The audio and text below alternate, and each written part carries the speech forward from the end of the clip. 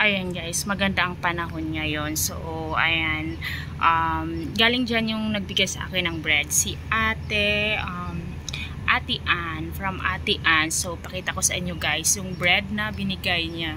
As in, tingnan nyo guys, ang ganda dyan. Dyan si Ate Ann nakatira. Sa Veldina yan. Binigyan niya ako ng maraming bread. Hello, good morning guys. I'm so happy today kasi nga may friend ako na pumunta dito. Tsaka binigyan niya ako ng bread. Ang daming bread guys. Look. Kinain ko na yung iba. Look at this. This is one of my favorite. Ayan.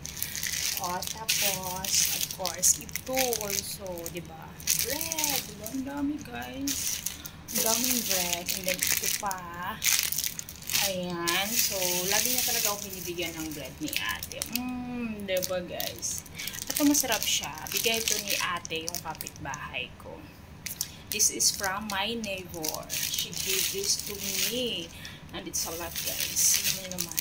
Tingnan nyo. Diba masarap to? It's look delicious. O, diba? Ayan, may bread na ako. Kumain na rin ako. Nabawasan na to sila guys. So, I eat already breakfast, bread and coffee, diba? Ito, mukha siyang masarap. Tsaka masarap talaga ito silang lahat, guys. Look at this. So, lot of bread from my neighbor. So, ang saya ko. Kasi, may friend ako na,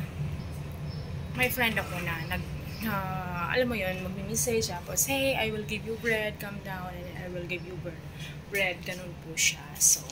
So happy and good morning everyone. It is Saturday here in Singapore. So, Saturday morning.